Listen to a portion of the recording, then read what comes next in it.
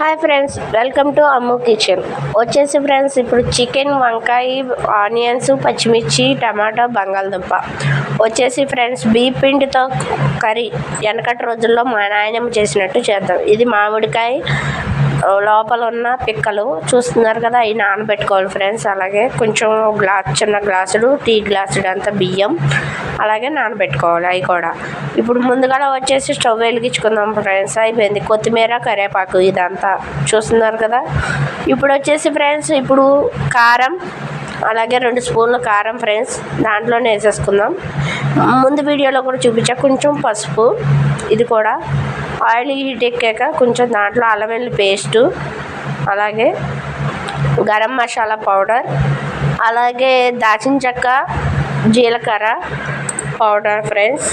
అది కొంచెం ఎక్కువగానే వేసుకోవాలి. మసాలాలన్నీ ఒక్కసారిగానే వేసుకున్నాం. రుచికి సరిపడినంత ఉప్పు చూస్తున్నారు కదా. ఇవన్నీ ఇప్పుడు చక్కగా ఆయిల్ హీట్ ఎక్కాక ఆనియన్స్, టమాటాలు, వంకాయ, టమాటా, చికెన్ మొత్తం అన్నీ వేసేసుకొని కొంచెం లైట్గా ప్లేట్లోకి ఉప్పు కారం అంటుకుంది కాబట్టి కొంచెం వాటర్ కూడా పోసేసుకుందాం ఫ్రెండ్స్. చూస్తున్నారా చక్కగా మొక్కకి అన్నీ పట్టే విధంగా లో సిమ్లో పెట్టుకొని 5 నిమిషాలు ఉడికించుకోవాలి. ఈలోగా బియ్యం నానబెట్టుకున్న బియ్యంని మిక్సీ జార్లో మెత్తగా పేస్ట్ లాగా బియ్యం పిండి, రవ్వ పిండి ఎలా ఆడతామో దోశల పిండి అలా ఆడుకోవాలి ఫ్రెండ్స్.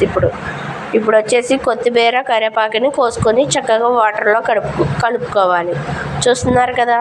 ఇప్పుడు ఇడ్లీ మామిడి పిందల్ని చక్కగా పిసికేయాలి, ఎందుకంటే దానికి ఉన్న పులుపు ఆ వాటర్కి పట్టుద్ది. ఇప్పుడు చూస్తున్నారు కదా చక్కగా ముక్క అంతా వాటర్ అంతా ఇది అయిపోయింది. ఇప్పుడు 2 గ్లాసుల వాటర్ కూడా పోసేసుకుందాం చూసి.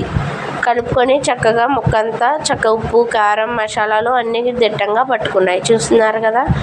ఇప్పుడు వచ్చేసి ఫ్రెండ్స్ 2 గ్లాసులు వాటర్, ఫుల్గా వాటర్ పోసుకోవాలి. ఎందుకంటే బియ్యం పిండి చిక్కదనానికి కుడుము కూర అంటారు ఫ్రెండ్స్. దీన్ని మీరు కూడా ట్రై చేయండి. వెనకటి రోజుల్లో చాలా బాగా తినేవాళ్ళు. వేడివేడి అన్నంలో తింటే ఇంకా చాలా బాగుంటుంది. మీకు కూడా ట్రై చేయండి.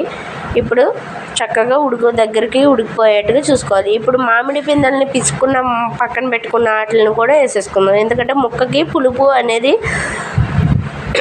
దానికి సాంబార్కి అంటే దానికి కూడా రసానికి కూడా కొంచెం ఇది అవ్వాలి ఫ్రెండ్స్. అందుకని ఇప్పుడు బియ్యం పిండిని కూడా లైట్గా పలసగా అలా కలుపుకుంటూ చూస్తున్నారు కదా వీడియోలో.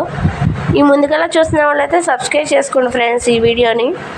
అలాగే చక్కగా కలిపేసుకున్నాం. దగ్గరికి ఉడకబెట్టుకోవడానికి 10 నిమిషాలు మూత పెట్టుకోవాలి.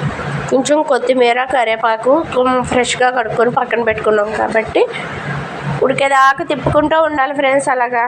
ఎందుకంటే అడిగట్టకుండా బాగా చిక్కగా అవ్వకుండా ఉంటుంది. ఇప్పుడు కొత్తిమీర, కరివేపాకు కూడా వేసేసుకుందాం లాస్ట్గా వచ్చేసి. ఇప్పుడు చూస్తున్నారు కదా చక్కగా కూర కూడా అయిపోవచ్చింది. చూస్తున్నారా ఎంత చక్కగా అయిపోతుందో. దగ్గరికంటూ అయిపోతుంది. చిక్కగా తనంగా ఉంది. ఇది వేడివేడి అన్నంలో తింటే చాలా బాగుంటుంది. ఈ వీడియో మీకు నచ్చినట్లయితే లైక్, షేర్, సబ్స్క్రైబ్ చేసుకోండి ఫ్రెండ్స్. Thank you.